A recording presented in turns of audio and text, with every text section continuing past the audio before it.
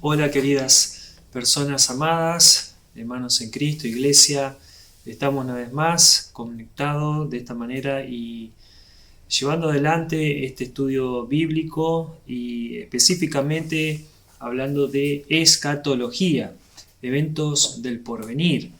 Ya hemos estado hablando acerca del tiempo de la tribulación y de la gran tribulación, ese tiempo de 7 años que describe la Escritura. El libro de Daniel, por ejemplo, describe como la última semana de las 70, ¿verdad?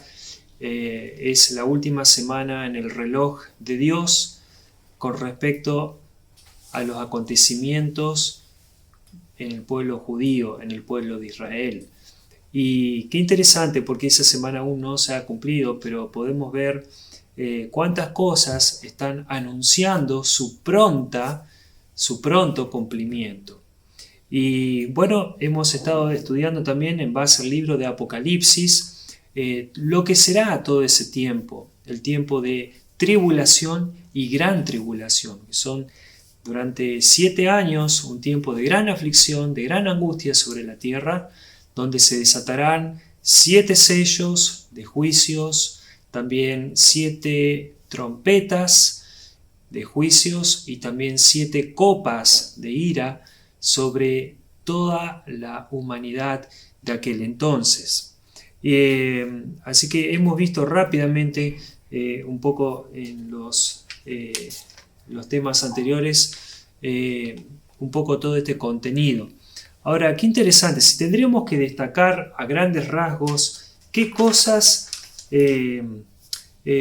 han sido importantísimas de destacar durante estos 7 años de esta tribulación que va a existir sobre la tierra.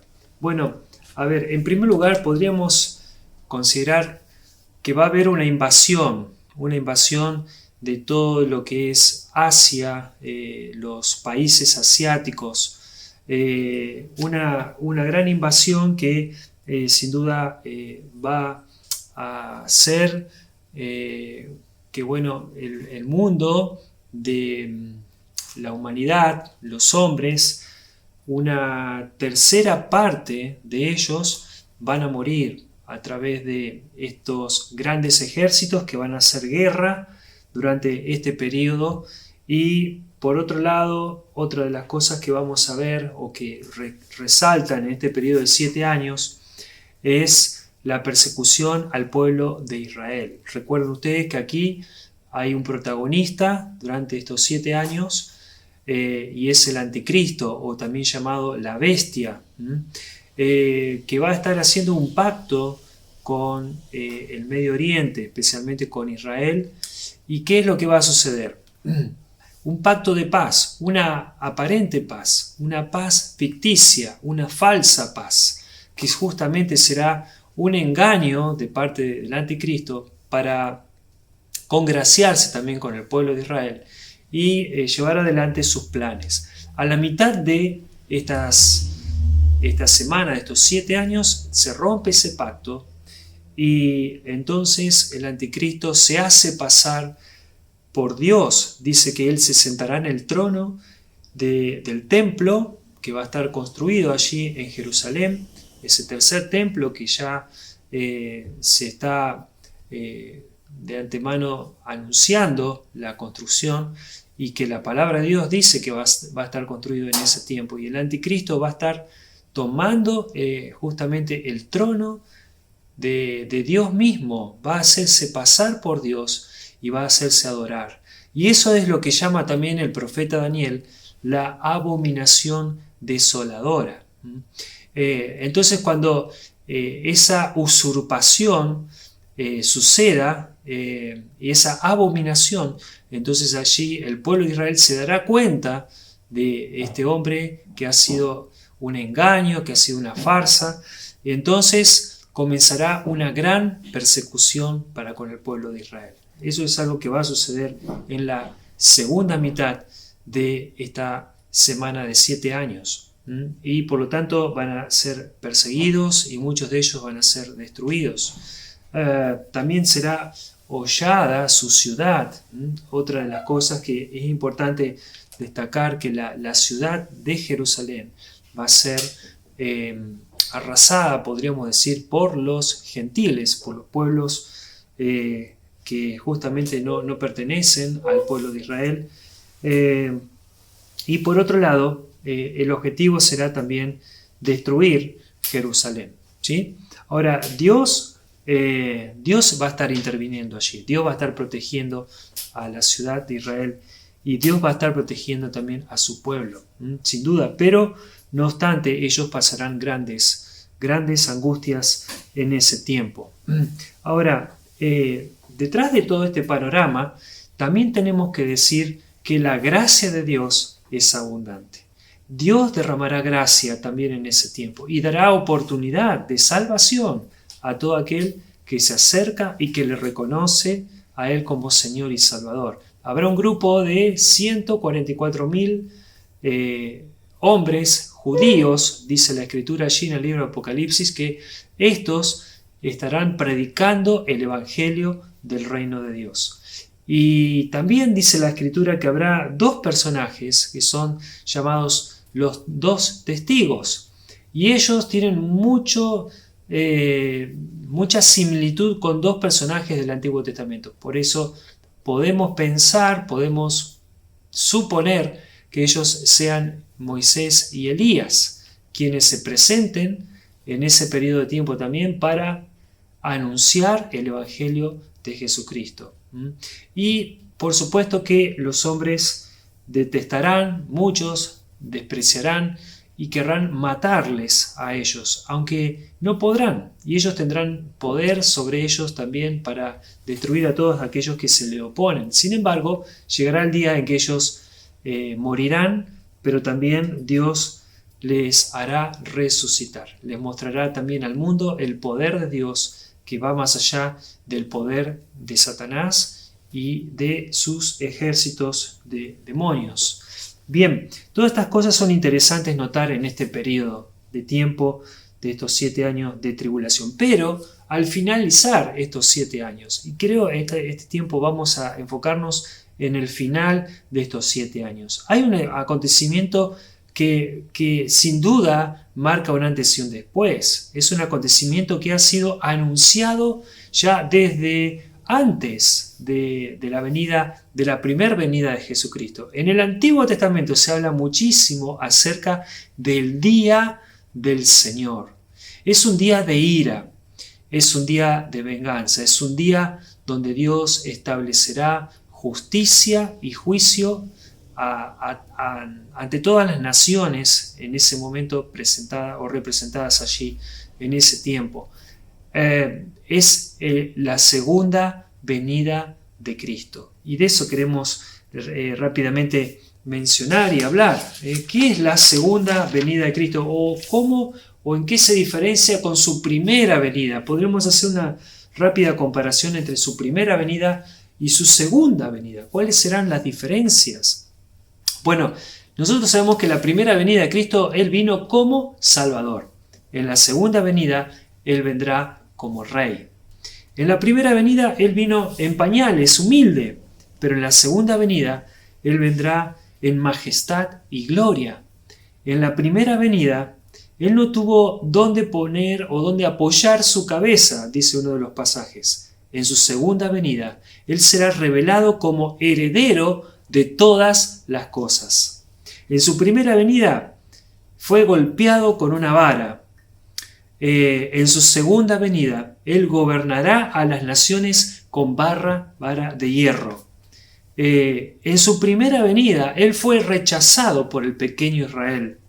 En su segunda venida, Él será aceptado como Rey por todas las naciones. En su primera venida, soldados se arrodillaron ante Él para burlarse, ¿se acuerdan? En el día en que lo juzgaron. Ahora, en su segunda venida, dice que toda rodilla se doblará y toda lengua confesará que Jesús es el Señor. En su primera venida, Él recibió una corona de espinas cuando fue crucificado.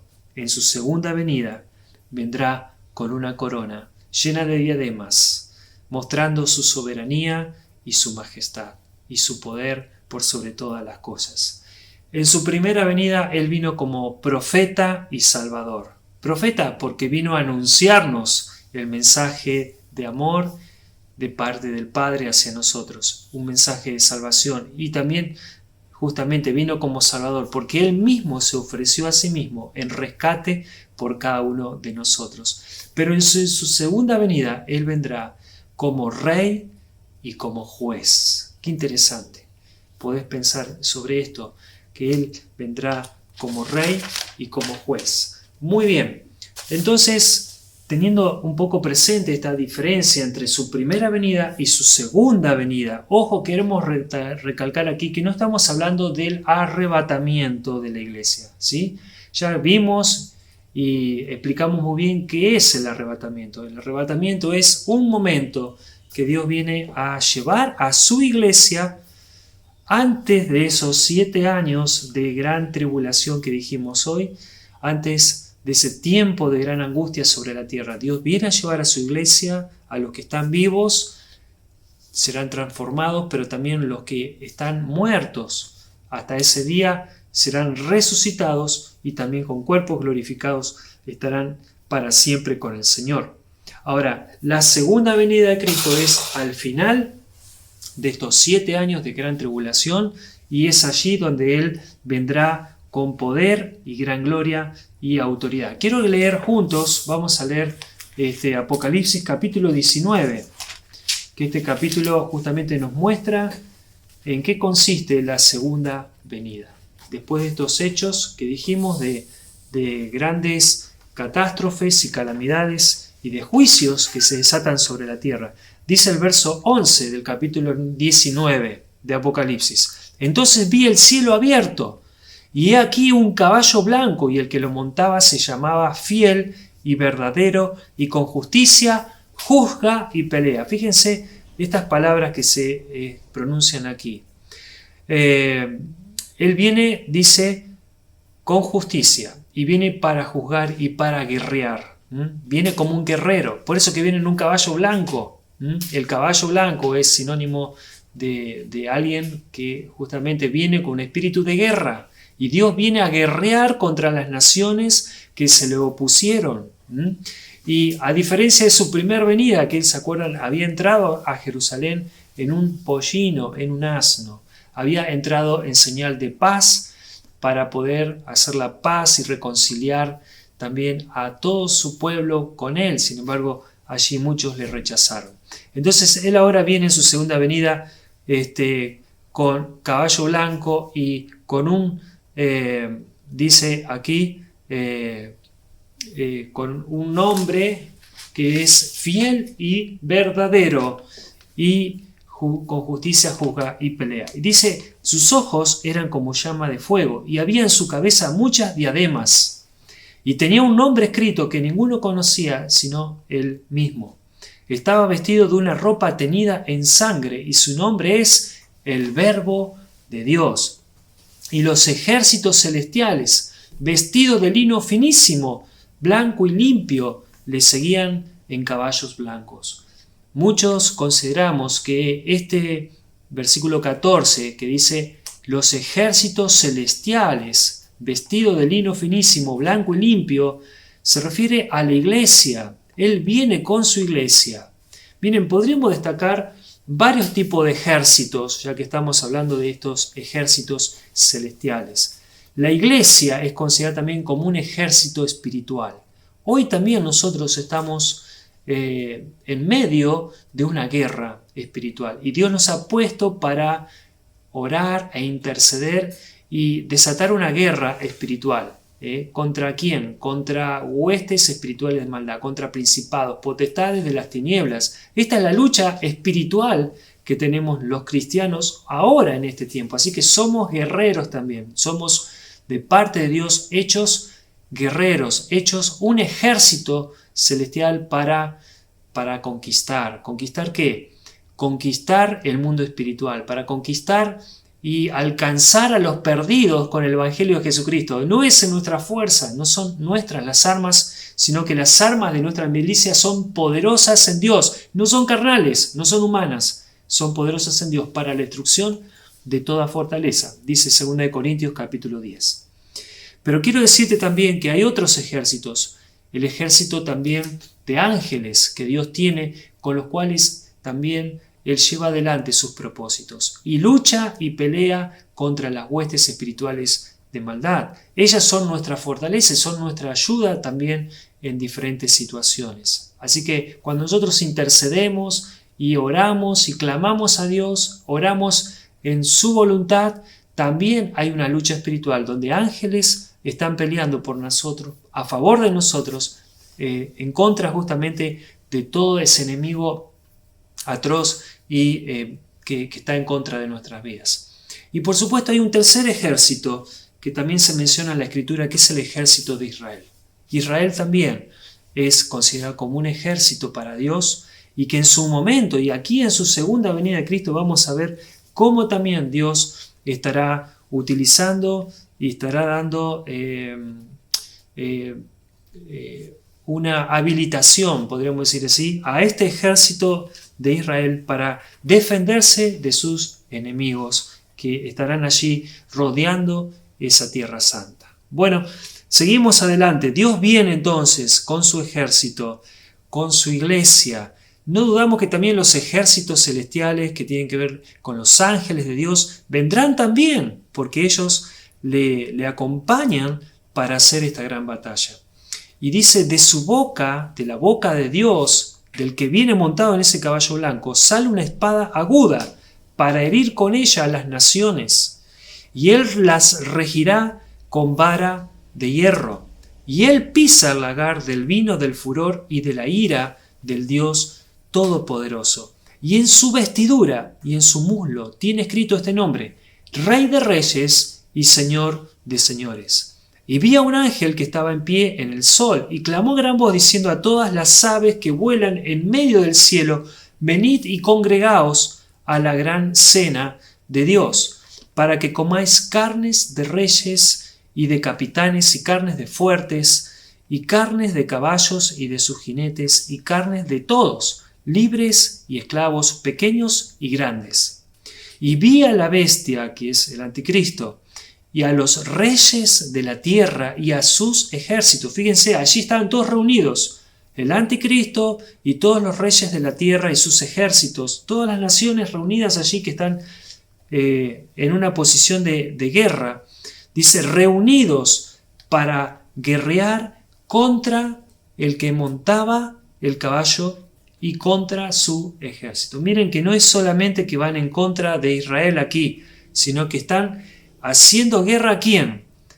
Al Rey de Reyes y Señor de Señores, aquel que tiene este nombre escrito, el Verbo de Dios. ¡Qué increíble!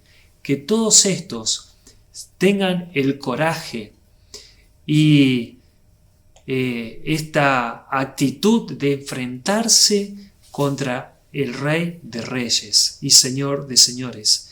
Y dice que entonces y la bestia, en ese mismo momento, cuando ellos están queriendo hacer guerra contra ese maravilloso ser celestial, contra el Dios de los cielos, cuando le ven venir con todos sus ejércitos, ellos mismos van a hacerle guerra. No me imagino de qué manera, cómo estarán buscando sus tácticas para enfrentarse ante este Rey de Reyes. Sin embargo, en ese mismo instante, dice el verso 20, la bestia, el anticristo, fue apresada y con ella el falso profeta que había hecho delante de ella las señales con las cuales había engañado a los que recibieron la marca de la bestia y habían adorado su imagen. Estos dos fueron lanzados vivos dentro de un lago de fuego que arde con azufre. Allí inmediatamente Dios da una orden a uno de sus ángeles, seguramente a que sean arrebatados estos dos personajes que vienen de las tinieblas, guiados por Satanás, y son arrebatados y lanzados al lago de fuego y azufre. Ellos son los que entrenan este nuevo espacio que será para condenación eterna. Pero fíjense, dice el verso 21, y los demás, o sea, hablando de todos aquellos ejércitos que estaban juntos para guerrear contra el Rey de Reyes, dice, los demás fueron muertos con la espada que salía de la boca del que montaba el caballo. Usted dice, ¿cómo es? ¿Había una espada que salía de su boca y con la espada los mató? Este es sin duda que está hablando de una manera simbólica y seguramente aquí está hablando de el poder de la palabra de Dios. Dios tiene poder, su palabra tiene poder y autoridad. Y Él simplemente habrá dado la orden e inmediatamente todos ellos cayeron muertos.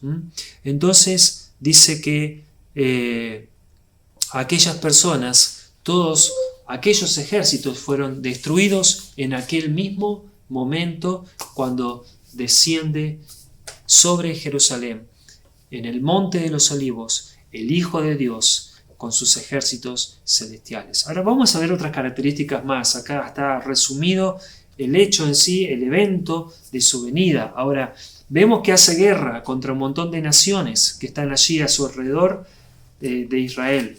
Ahora, hay cosas más significativas que podemos agregarle a esto para que veamos la magnitud de ese día, el día del Señor. También se le llama el día de la ira del Señor. En Joel capítulo 3 podemos ver en los versículos 12 y 13. Aquí lo que podemos ver es cómo estas naciones estarán reunidas para ese día. Dice en el verso 11, capítulo 13, «Juntaos y venid, naciones todas de alrededor, y congregaos, haz venir allí, oh Jehová, a tus fuertes. Despiértense las naciones y suban al valle de Josafat, porque allí me sentaré para juzgar a todas las naciones alrededor». Eso es lo que dice Dios. Hay una invitación y justamente una seducción. Habrá en ese día, todos serán atraídos a ese lugar para esa gran batalla que se dará y que justamente se llama Armagedón, en el valle de Josafat. Así también se lo describe en la Escritura. Ahora vamos a Zacarías, capítulo 12, anteúltimo libro del Antiguo Testamento. Y ahí vamos a notar también esta realidad. Capítulo 12, y vamos a leer verso 4 al 6.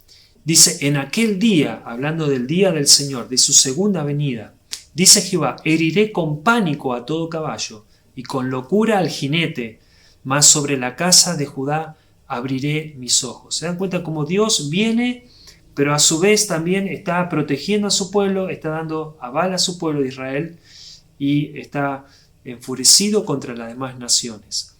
Dice, más sobre la casa de Judá abriré mis ojos, y a todo caballo de los pueblos heriré con ceguera.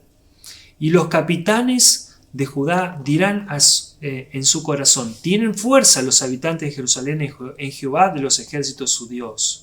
En aquel día pondré a los capitanes de Judá como brasero de fuego entre leña y como antorcha ardiendo entre gavillas, y consumirán a diestra y a siniestra a todos los pueblos alrededor, y Jerusalén será otra vez habitada en su lugar, en Jerusalén. Allí vuelve a ser reivindicado el pueblo de Dios en su propia tierra, después de haber sido perseguidos durante sus últimos años, de haber sido destruidos y queriendo sacarlos de la faz de la tierra. Dios vuelve otra vez a restaurarlos y a traerlos a su tierra y a darles la defensa que necesitan. Pero también miren lo que dice capítulo 14, verso 12.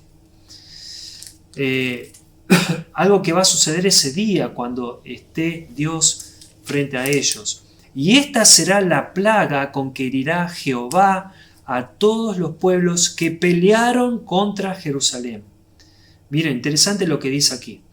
La carne de ellos se corromperá estando ellos sobre sus pies, y se consumirán en las cuencas sus ojos, y la lengua se les deshará en su boca. Miren, este versículo hubiera sido muy difícil de interpretarlo o entenderlo quizás siglos atrás o pocas décadas atrás. Quizás este versículo refleja más exactamente lo que son las consecuencias de todo el armamento nuclear. Ustedes saben que las bombas atómicas que fueron arrojadas en Hiroshima y Nagasaki después o al terminar la Segunda Guerra Mundial, fueron literalmente estas las consecuencias. Los hombres se les desintegraba la piel, se les consumían sus músculos por el poder radioactivo que tenían estas bombas nucleares. Bueno, esto sin duda que es una descripción, pareciera ser una descripción de una guerra nuclear que se va a desatar ese gran día.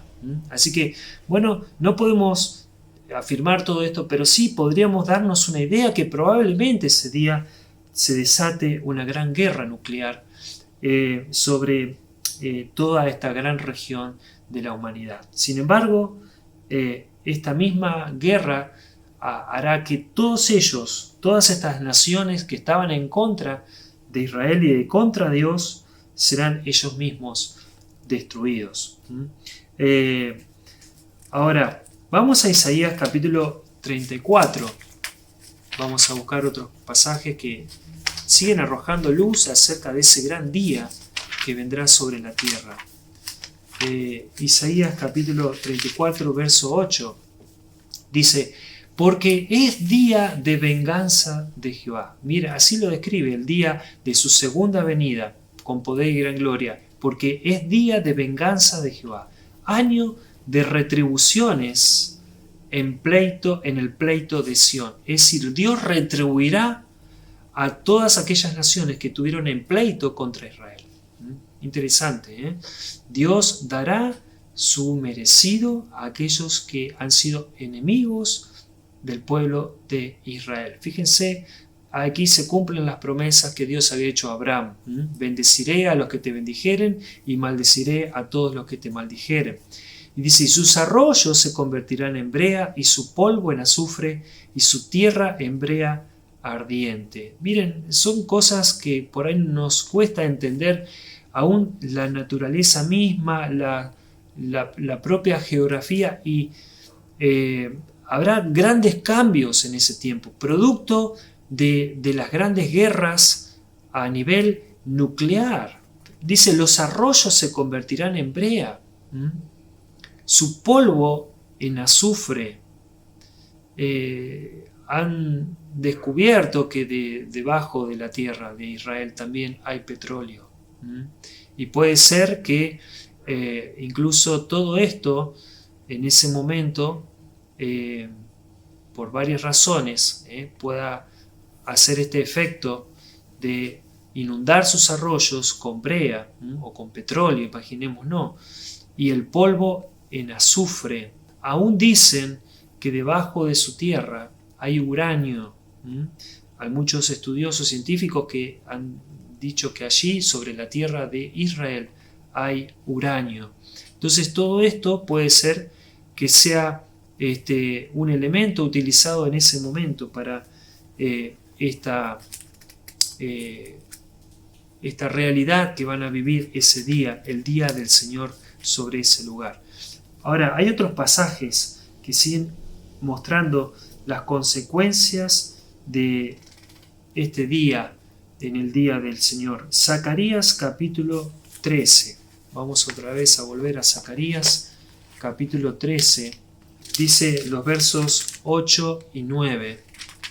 Acontecerá en toda la tierra, dice Jehová, que las 2/3 partes serán cortadas en ella y se perderán, mas la tercera quedará en ella. Dice aquí la Escritura que 2/3 partes de la humanidad morirá. Dice más: meteré en el fuego a la tercera parte y la fundiré. Los fundiré como se funde la plata y los probaré como se prueba el oro. E invocará mi nombre. Y yo le oiré y diré: pueblo mío. Y él dirá: Jehová es mi Dios. Interesante. Es probable, justamente, lo que nos da a interpretar este pasaje, que detrás de todas estas grandes guerras que van a suceder, las 2/3 partes van a morir y solamente podrá existir o va a sobrevivir la 1/3 parte, y de ellos, muchos de ellos, dice aquí, van a ser probados como por el fuego, y dice que serán convertidos a Dios.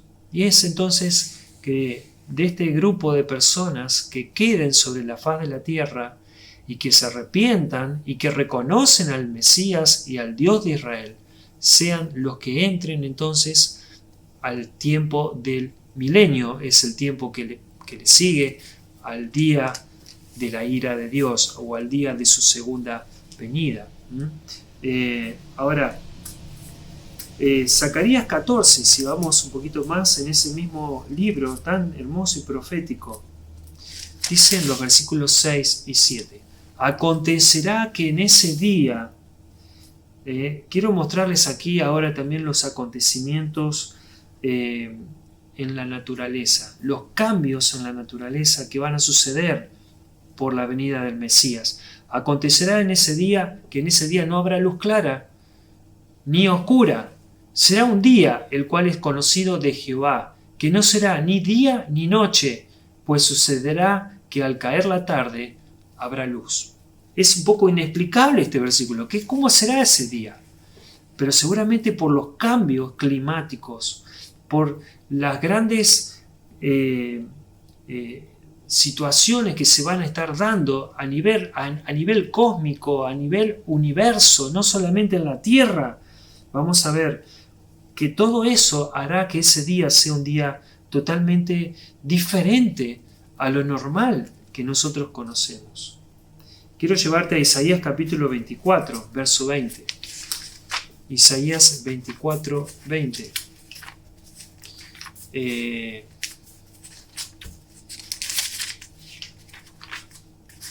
Nos siguen arrojando luz a lo que será ese gran día.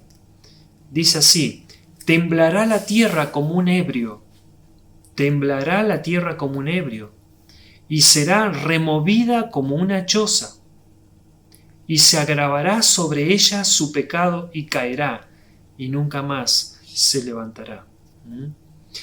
De esa manera será turbada, será conmovida la tierra, dice como un ebrio, será removida como una choza. Quizás está refiriéndose incluso de salirse de su órbita.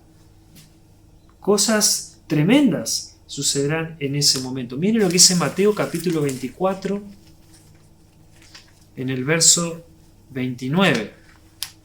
El mismo Evangelio de Mateo capítulo 24, verso 29. Dice que inmediatamente después de la tribulación de aquellos días, justamente el día del Señor, el sol se oscurecerá y la luna no dará su resplandor, y las estrellas caerán del cielo, y las potencias de los cielos serán conmovidas. Imagínense, no es solamente la tierra, es todo el universo.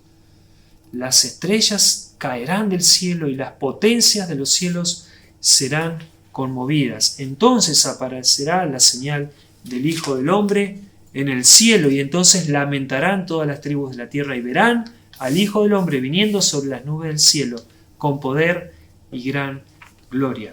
Será un acontecimiento que todos podrán observar en aquel día.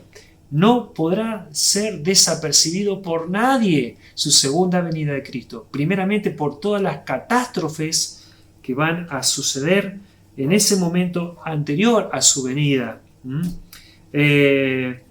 Quiero también llevarte a Isaías capítulo 34, verso 4.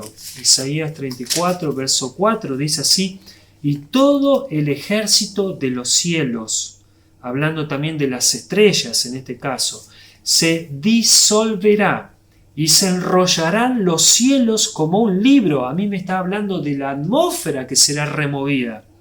Y caerá todo su ejército como se cae la hoja de la parra y como se cae la de la higuera. Porque en los cielos se embriagará mi espada. Tremendo que es lo que será aquel momento. En el capítulo 13, también de Isaías, sigue describiendo ese día tremendo del Señor.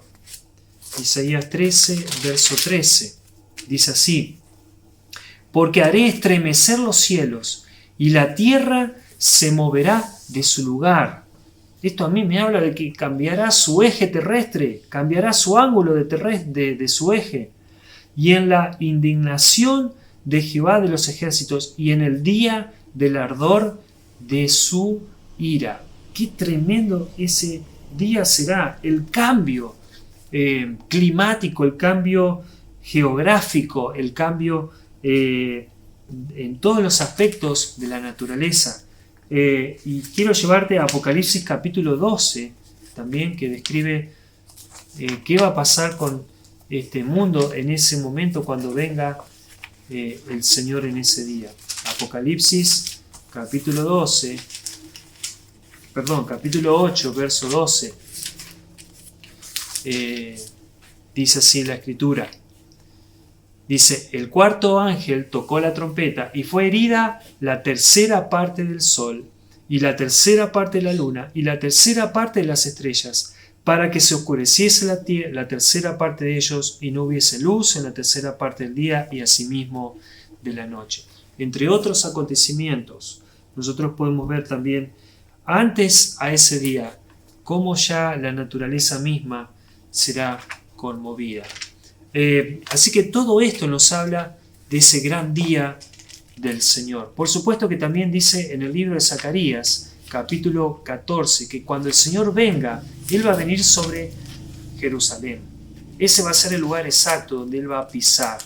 Dice la Escritura que Él vendrá sobre el monte de los olivos. Y el monte de los olivos se partirá en dos.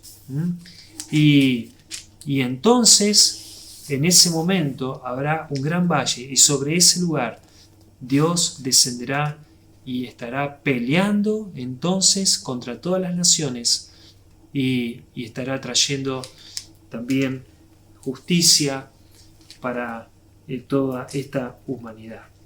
Quiero ir a un versículo más que está en Ageo capítulo 2. Ageo está antes de Zacarías. Ageo capítulo 2. Dice en el verso 6 y 7: porque así dice Jehová de los ejércitos: de aquí a poco yo haré temblar los cielos y la tierra, el mar y la tierra seca, y haré temblar a todas las naciones, y vendrá el deseado de todas las naciones, y llenaré de gloria esta casa, ha dicho Jehová de los ejércitos. ¿Se dan cuenta cómo ese día no podrá ser desapercibido? Será sin duda uno de los días más tremendos. Bueno, no solo por el hecho de la conmoción a nivel mundo, en cuanto a la naturaleza, en cuanto a todo este sistema que hoy nosotros podemos entender que está fielmente por Dios calibrado, controlado, dirigido, pero ese día se conmoverá totalmente, porque ese día será el día en que el Señor vendrá para establecer justicia y equidad sobre la tierra. Y a partir de allí entonces comenzará un tiempo nuevo. Dios transformará, después de ese gran día que, como dijimos, gran parte del mundo estará destruido y estará en estado calamitoso. Dios milagrosamente también lo va a restaurar para poder comenzar a reinar en este mundo durante un periodo de 1000 años. Literalmente un periodo de 1000 años. Eso lo vamos a ver en el próximo capítulo, en el próximo tema, pero nosotros queríamos hoy enfatizar lo importante de este día, del día del Señor, y que podamos nosotros entender también, junto con este último pasaje que quiero compartir, que está en segundo libro de Pedro, es la segunda carta a Pedro, en el capítulo 3. Y este es un pasaje que nos habla a nosotros también, para prepararnos justamente, ¿no? Dice así, capítulo 3, verso 10, pero el día del Señor vendrá como ladrón en la noche. En este caso, este día del Señor es también el día de su segunda venida. Dice, en el cual los cielos pasarán con grande estruendo, y los elementos ardiendo serán deshechos, y la tierra y las obras que en ella hay serán quemadas. Hermanos, ¿se dan cuenta que cuán frágil es todo esto que está hoy en medio de nosotros? Todo este mundo un día recibirá destrucción. Ese día será manifiesto, el día del Señor, todo esto que estamos diciendo. Y dice el verso 11, puesto que todas estas cosas han de ser deshechas, ¿cómo no debéis vosotros andar en santa y piadosa manera de vivir? Como diciendo, ¿a dónde estamos poniendo nuestros ojos? ¿A dónde estamos fijando nuestro entendimiento de todas las cosas? Esperando, dice, y apresurándoos para la venida del día de Dios, en el cual los cielos, encendiéndose, serán deshechos y los elementos, siendo quemados, se fundirán. Pero nosotros esperamos, según sus promesas, cielos nuevos y tierra nueva, en los cuales mora la justicia. Por lo cual, oh amados, estando en espera de estas cosas, procurad con diligencia ser hallados por Él, sin mancha e irreprensibles, en paz. Hermanos, esto es algo maravilloso. Todo esto es necesario que lo conozcamos, porque también tenemos que saber cómo Dios, en su soberanía, Él ya tiene determinado todo lo que va a suceder. Y qué triste es que vos y yo pongamos nuestra mirada en cosas que van a ser pasajeras, que van a ser destruidas.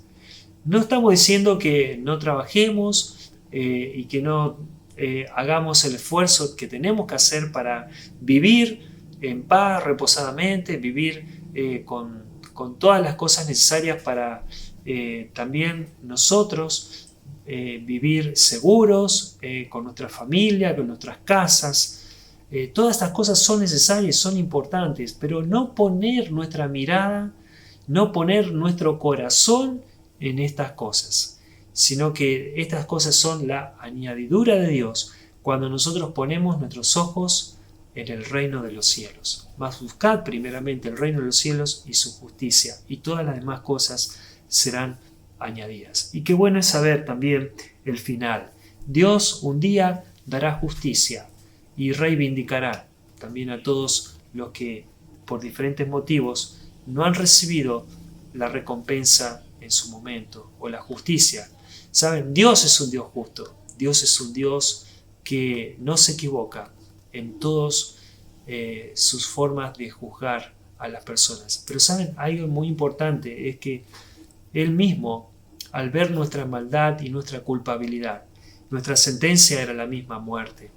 Pero Él mismo decidió enviar a su Hijo hace ya 2000 años de esta realidad. Y Él al tomar cuerpo, Él sufrió, padeció y murió, dice, en una cruz, llevando nuestros pecados y nuestras culpas cargando sobre Él. Y dice entonces que más Él herido fue por nuestros pecados, molido por nuestras rebeliones. Y el castigo que debía caer sobre nosotros cayó sobre Él, y por sus llagas fuimos nosotros curados. Qué bendición es saber que Cristo en su primera venida vino para liberarnos de la culpabilidad y del poder del pecado.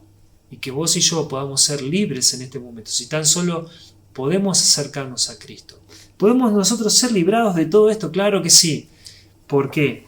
Porque ya ahora en Cristo Jesús estamos bajo su cobertura y salvación. Por eso quiero invitarte a finalizar este tiempo, después de haber visto aquel día tan tremendo, que no le veremos sus hijos como le verán los que están aquí, ya le veremos justamente desde una escena celestial. Vendremos juntamente con Él para establecer su reino. Entonces, qué diferente que será. Quiero preguntarte de qué lado estás.